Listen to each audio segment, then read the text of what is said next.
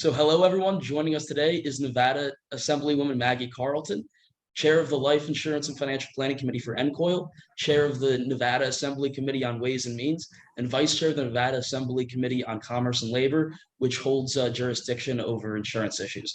Good morning, Assemblywoman Carlton. Thank you so much for joining us. Thank you very much for the invitation. Looking forward to this conversation. Yeah. So let's hop right in. I want to know how you first got involved in public service. Well, in Nevada, where I was part of a labor union at the time, and we'd always worked to support candidates that supported working families. I worked in a casino, Treasure Island, opened it up in 1993. So I was very involved in my union at the time. And they decided that their next step in the political process was to run one of their own members, not to just support other folks, but to run one of their own members. And going through the process, I was lucky enough to be the one that was chosen. And we all worked together very, very hard over a very long, hot summer to get through the primary and general election. And I ended up being the first labor activist ever elected to the Nevada State Senate. Wow, interesting. That's great. So what issues then? I'm sure labor, was there any other issues that you've kind of been mainly involved in your time in the assembly? Healthcare, very big issue. And it's not separate from labor. One of the biggest things that the union that I'm a part of is we have one of the best healthcare plans, I believe, in the country. Making sure that working families feel stable, that a healthcare emergency won't cause them, a catastrophic bankruptcy if something should go wrong. So healthcare has always been integral in that. And then typical worker type issues, workers' comp, everything. Whatever affects a working family at the kitchen table, those are the types of issues that the Nevada legislature really focuses on. We are a part-time legislature. We meet every other year for 120 days. We're a citizens legislature. We don't have staff. So a lot of us do, our own groundwork. And I think that makes us a very unique legislature and very in tune public servants with our constituents. Yeah, that's great. So it sounds like you're, very involved in your community, involved in the legislature.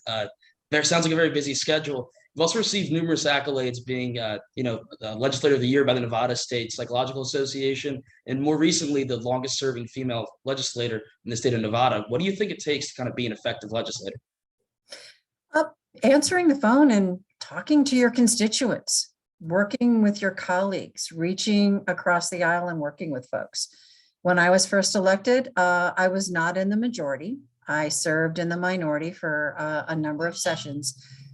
So I had to learn how to really work across the aisle with folks and be able to take my ideas and get buy-in from all different types of activists and different, lobbying groups. So being able to just put people to the table, talk about an issue and try to figure out a common ground and how do you fix it for the best for the working families that you represent. That is pretty much the key, is being open, answering the phone and having those conversations. That's great. So you mentioned previously how you're, work very heavily in like healthcare legislation.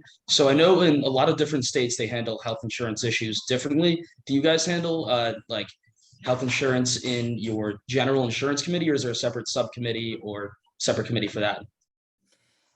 Luckily, because we are a supposedly part-time legislature meeting every other year, we do a lot of work in the interim also. Now, healthcare issues will cross across jurisdictions. They'll either be in the healthcare committee or they'll be in commerce and labor. And I've been lucky enough to serve in commerce and labor since 1999. So I've always been involved in those discussions. So a lot of the regulatory conversations will happen in commerce and labor, and a lot of the practical on the ground type issues will happen in healthcare, but it also goes over to ways and means also, because you have to figure out a way to be able to pay for a lot of these things. And what are the actual impacts in the long run, being able to do those return on investments or cost benefit analysis of everything. So insurance is something that, it affects a family in a lot of different ways: healthcare, home, car insurance, all different types of renters insurance. So you always want it will cross committee jurisdictions. And as I started to say, we do a lot of work during the interim. If we see an issue, at one time, we had a huge problem with workers' comp in the state.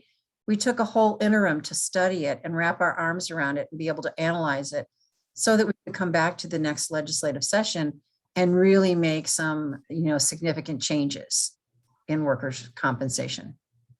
Sounds like very extensive and complex work. I'm wondering how all this public service has impacted your family life, if at all.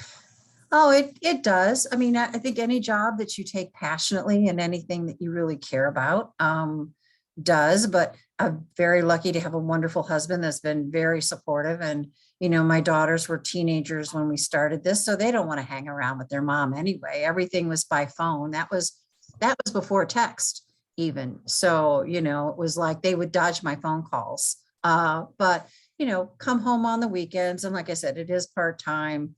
A lot of times I took them along with me when we went to do different events. There are some benefits to being able to go to some pretty cool things. And they enjoyed doing that as long as they didn't have to actually stand next to me at the event. Fine. Great. So moving on, how did you first hear about NCOIL and how many years have you been involved? I think I first heard about NCOIL one of my first sessions when I was started in the Senate. As I said before, I was in the minority then, so I really didn't get the opportunity to be assigned to a committee. That's something that our legislature now changes. We assign both majority and minority folks to the different committees. We just don't do one side and not the other. So I had to sort of do it on my own and investigate it. They happened to be at a city that was close to Las Vegas, so it was an easy trip to make. I think it's really important for legislators to go out and teach themselves things. I was a waitress for 30 years. What did I know when I got elected about being a legislator? Through learning things through NCOIL, NCSL, all the other different professional groups that are out there. If you really want to do a good job, you've got to apply yourself and go out and learn about different things. And being able to sit at the table or sit in the audience and listen to legislators from another state who may have already faced this issue, explain how their state solved it, and then take that back to your state to see if it will work. Why recreate the wheel if somebody's already doing it? And sometimes Nevada has been on the forefront of trying to solve a problem. And we've been able to take that to a conference and say, this is how we addressed it. Follow our model. If it works for you, great. If it doesn't, at least we've given you a starting point and you're not trying to do the whole thing. Being able to pick up the phone and call legislators from other states is a great benefit to be able to get their insight on things. So you just mentioned that you were a waitress for 30 years. Do you think that experience engaging with people kind of translated over to running for office and engaging with your constituents?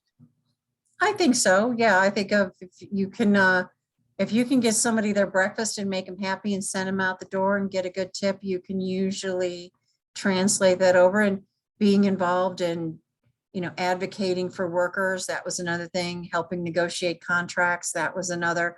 So I believe we all take those life experiences with us to the legislature. Being the mom of two teenage girls and figuring out, my God, how much is that car insurance really going to cost me for two girls? You take all those things with you when you're a legislator. Interesting. So how would you describe your overall experience with NCOIL? Very positive. It's become, I think it's become much better over the years as NCOIL has evolved a little bit more and included more folks and been able to help sponsor some folks get there. One of the things I think I'd like to see them move forward on is including more, since I originally started and I was in the minority and didn't have that opportunity. It's great that you have the chairman of those committees there, but sometimes you might want the ranking member also. We want to help build those relationships in the state. And having NCOIL reach out to newly electeds, we have to remember, I'm from a state with term limits. I will have served for 24 years, and in over a couple hundred days, I will no longer be a legislator here. it would be great if all of these organizations would reach out to the freshmen and be a resource to them, so that as they move up into leadership with term limits, it's going to be very quickly about that relationship, and they know who they can go to get the assistance that they need. So it's not just about the chairs and the ranking members. It's finding that those, new legislators who want to learn, get them involved, wrap your arms around them, bring them to the committees, give them a mentor, and have them walk them through the process. If I had known a couple things I know now when I first attended, I think I might have gotten a little bit more out of the original conferences that I had been to. So you definitely mentioned getting new legislators involved. So do you have any like key takeaways that you can give us and how that kind of ties into encouraging new legislators to participate? Being able to communicate electronically is great, but it really doesn't beat that personal relationship. One of the groups that I became very involved with reached out to me as a freshman legislator, and made phone calls, invited me into a couple of conference calls and meetings, and really made an effort. I think as we move forward, depending upon, the resources that are available, if you really want to grow a good group of folks and get them involved, then they will bring other people along with them. They'll say, listen, this conference was great, you should come. There'll even be one evening where we can go out and meet some other folks and have dinner. Politics is really all about the relationships and being able to trust each other, and your word is your bond. But also, as I said earlier, knowing who you can call to get the assistance when you need it. I think that's what makes these organizations very beneficial, especially to newly elected legislators. Awesome. Very interesting perspective. So you're the chair of our host committee for our upcoming spring meeting in Las Vegas. I'm wondering what you think the benefits for a state are to host an NCOIL meeting. Oh, it's 2 or 3 different prongs. For one, especially for Las Vegas right now, any conference that comes here, we are so glad you're coming. The last 2 years have really been very, very tough. And we're now seeing the light at the end of the tunnel. It is getting better. So having more conferences come to Las Vegas at this time is wonderful. It keeps the folks here working, keeps the strip humming, and that is our economic engine of the state. It gives folks from other states an opportunity to see what Las Vegas really looks like. I mean, people do actually live here off the strip and send their kids to school and go to church and do have other jobs. It's not like the strip is everything. There's a lot to explore outside the strip. And I think it's great that when the legislators from here can participate, sometimes it's difficult when it's in your home state because you're still trying, you think, oh, I can still get my other job done and do that at the same time. One of the greatest benefits, though, is to be able to bring the knowledge and the legislators that are here in the state to the conference and have them participate and not have that expense of the travel, and be able to showcase some of the things that you've done in your state. Interesting. So what would you say makes Las Vegas like a unique location for one of these meetings? Well, it's easy to get to, for one thing. Almost any airport in this country will have a flight to Las Vegas, and you may have to change or stop, but most of the time you can get here. It's an exciting city. There's a lot to do. There's a lot off the strip also. You can hop off here and you can get to go out to see Death Valley in a day.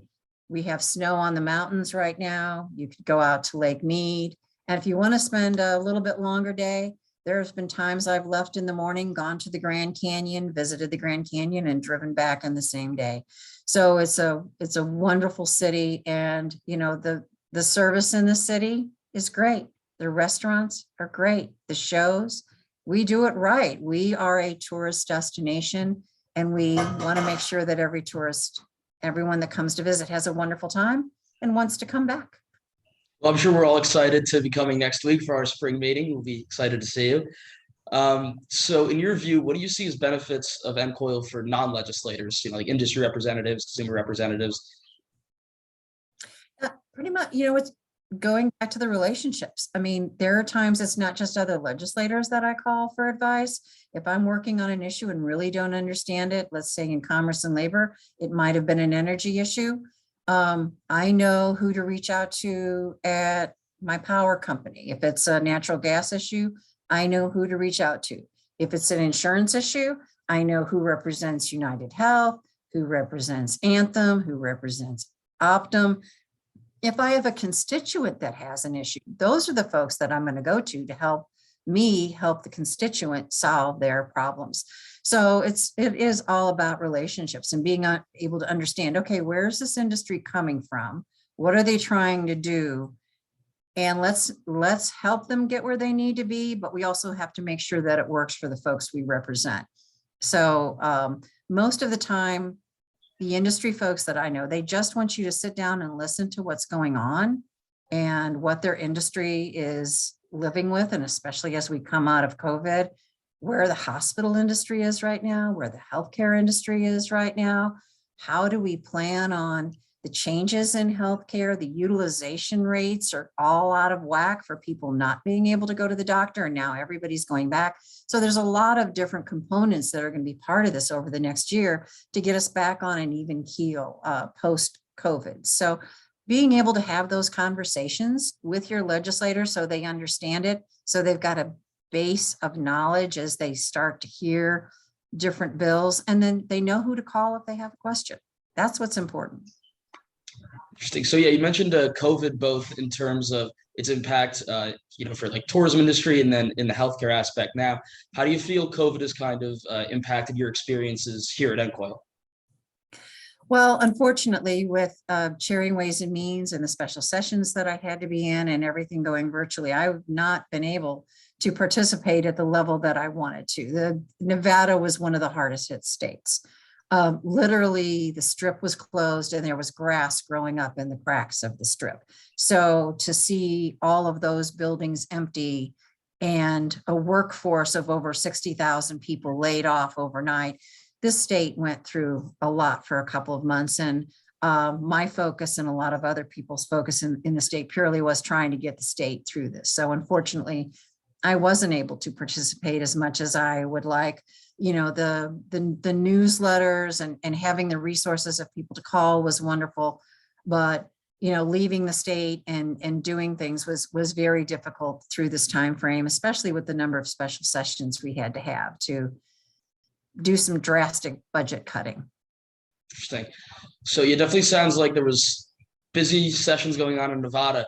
We're seeing in Congress, it's really getting more polarized along party lines. Are you seeing that in the Nevada legislature as well? For a little while, it started to creep in. We had a couple of legislators that had that personality trait. I fight back on it. My leadership team that I work with fights back on that. We try not to go down that road. We've always sort of been this is what's good for the state. We work together for what's good for the state. Of course, there's always that handful of issues that you're not going to get two groups of people to agree on, those core issues, but most of the time you can get folks together at the table and be able to work with you. There are factions on both sides that basically have cause themselves to almost become disenfranchised because they're a little too far one way or the other. I think the best way to make good legislation is to meet everybody in the middle, and we can't give up on that. We have to keep working towards it.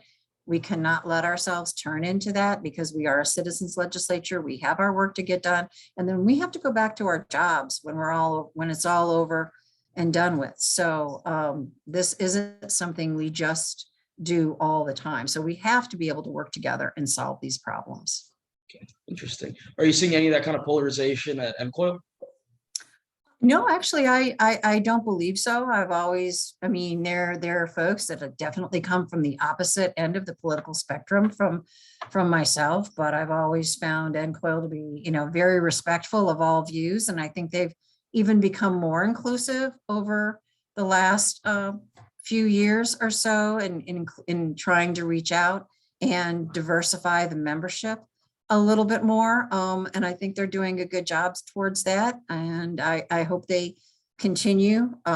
Legislatures are changing. Nevada's was the first majority female legislature in the country. So if you're inviting only a certain group, if we're a majority female legislature, then a majority of the folks coming to the meeting should probably are the leadership team, which are women. So I think that makes a big difference in the long run.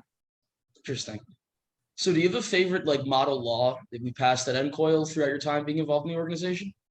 No, not. I mean, I've enjoyed working on a lot of different ones. I like the models. They give us a good base to work from, and then taking it back to your state to make it work within your state is very beneficial. I've enjoyed working with a very wide variety of other legislators at NCOIL, but no particular one to say now. Okay. So now we're gonna move into our lightning round. These are the real hard-hitting Uh-oh. questions. So favorite all-time movie? Oh, I'm going to be a politician. I'm going to give you two. For Christmas, I'm going to say I love Meet Me in St. Louis. That's a standard at our house, but at Halloween, you got to watch Hocus Pocus. Great choices. I will concur with those. All right. Favorite all-time book or musical artist? Oh, book or musical artist? Book, I would say To Kill a Mockingbird made a real impression on me. Great book. Favorite all-time TV show? Oh, TV shows.